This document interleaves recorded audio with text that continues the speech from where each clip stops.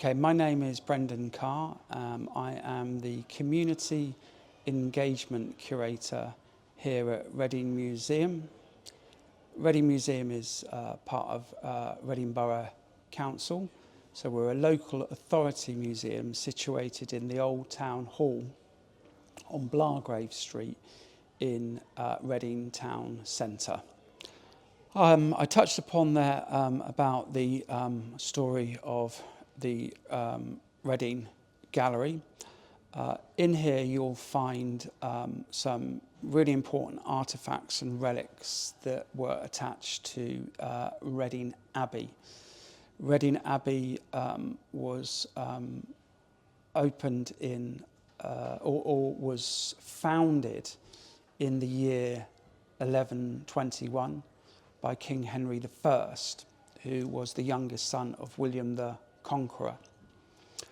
So the abbey was intended to be a royal abbey and his final resting place. So it was a very, very important religious institution, one of the most important monasteries in the UK, and was of European significance. And because of its status as a royal abbey, Henry endowed it with important relics, including the supposed hand of St. James, leading to the close association of Reading with the St. James and the association with the scallop shell, which appears in the coat of arms of Reading. So if you wander through the galleries here, it's intended to be entirely complementary to the experience of going to visit the Abbey ruins themselves in the Abbey Quarter precinct of Reading. Quite recently, a major investment supported by the National Heritage Lottery Fund with match funding from Reading Borough Council recovered the Abbey ruins from quite a precarious state and has now made the visitor experience possible into those stones themselves, so that you can experience that what you'd call a picturesque or romantic ruin of the Abbey Quarter. The stones that are there are the inner core of the Abbey, of the buildings, what would have been covered in very rich sandstone imported from France, from Caen, because the Abbey itself was founded by the Cluniac order, which was a French order during the Norman period. And it really was an incredible building. Visitor experience down in the Abbey Quarter will give you some idea about the scale of the Abbey, but it was a hugely important development in Reading's history for the Abbey to be founded here and to exist here for so many years. So the town's fortunes were really determined by the foundation of the Abbey. It's something now today. During the English Civil War, parts of it were blown up and it was left in the ruin that we see today. And over the centuries that followed the disillusionment of the monastery, it wasn't long before the ceiling was removed and it became a sort of dilapidated area. But it was the English Civil War and its use as a sort of defensive place changed hands between the royalists and the parliamentarians during that period, and was greatly damaged and left in the sort of ruin as we see it today. But it is a very atmospheric place, and the collections that you see here in the story of Reading are at the centre of this gallery. Very important relics that are interpreted and illustrated so that visitors can find out more about this very important part of Reading's history that followed the Norman conquest. And of course, the Norman conquest is very well illustrated here at Reading Museum because we have that facsimile copy of the Bayeux tapestry just there on the mezzanine floor. That was acquired for the town by Arthur Hill, who also bought the land for Reading that is now known as Hill's Meadow. And the swimming pool was also, Arthur Hill's swimming pool was named after him as well, although that no longer is a swimming pool. We've got new swimming pools now. But anyway, Arthur Hill probably would have understood the significance of the tapestry in terms of telling the backstory to the arrival of the Abbey, because of course, as mentioned, Henry I was the youngest son of King William, and it was in this spot that he realised was a very, very good position for an abbey because of these age-old geological and geographical advantages that Reading has in terms of a proximity to London and to the West Country, and of course to places like Oxford, and then down to coastal areas like Southampton and Bristol. This was an ideal sort of confluence of geographical advantages that meant this was the right spot for his abbey. And since that medieval period, Reading has remained a centre of population, which with fluctuating fortunes. And after the Abbey, it was its fairs and its markets, its cloth trade with its rich arable land for sheep grazing that allowed the town to flourish again. But major developments happened in the 18th century when advances in canals meant that Reading was soon linked to Bristol and to London and the ports there, which meant that some of the small market, which is sort of small industries, cottage industries that had been developing in Reading, were able to transport their goods further and wider afield, and of course import as well. So the rest of the gallery starts with the story of Reading as a market town in 1700. With the arrival of the canals, it was possible for goods to be transported, as I say, further afield, and Reading's fairs and markets became very important. One of the earliest productions of Reading was Cox's Reading sauce, which was a sort of fish-based sauce. And it's really interesting. There's an interactive in the story of Reading Gallery where you can see all of the ingredients that made up Reading's Cox's sauce. And they come from France, from the Caspian Sea, from China, from the West Indies. So you can see, even in the late 18th century, Reading had international links and was importing goods to make this Cox's Reading sauce. A next door neighbour of James Cox was Thomas Huntley, who had been a school teacher and came to Reading, a Quaker, and he decided that he would try his hand in the business of cake and biscuit making. And he had a steady trade because, of course, the Great Bath Road with the coaches would be coming through Reading, and weary travellers would look for nourishment. So at the top of London Street, he opened this small biscuit and baker's shop. You know, the town at that point in time was flourishing because it had such a popular staging post on the Great Western Road. So lots of inns flourished, and of course this little cake and biscuit shop began to do quite well. A little later, in 1820, a cousin of Thomas's Huntley, George Palmer, went into partnership with the younger son of Thomas, another Thomas, and they went into a partnership, Huntley and Palmer. And that coincided with the development of steam power, and George Palmer came with all sorts of ideas about how to mechanise and mass produce biscuits. And they were able to distribute these goods by a canal. And then in 1843, things were going well, and they built a small factory on an old silk mill.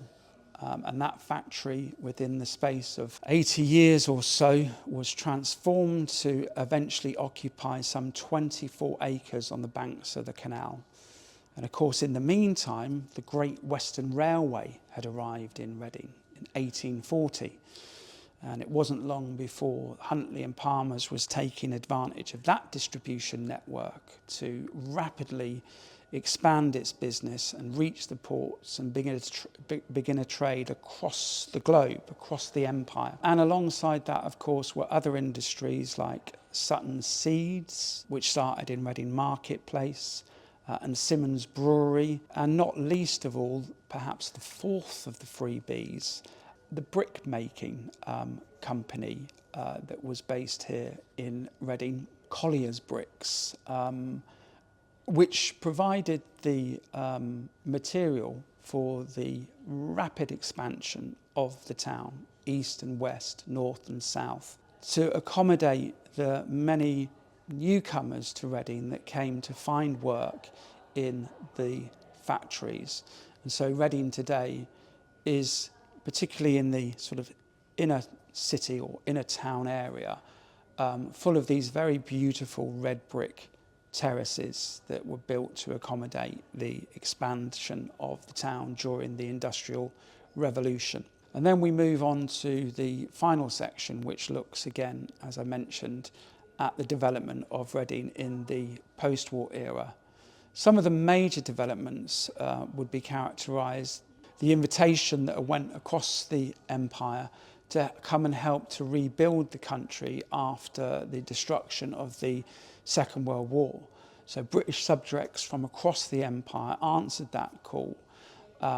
So as well as people from the Caribbean islands, you would have people from Ireland, Europe, and of course there were refugees from the Second World War. So Reading's kind of population and demographic would change after the Second World War, and it continues to evolve to this day.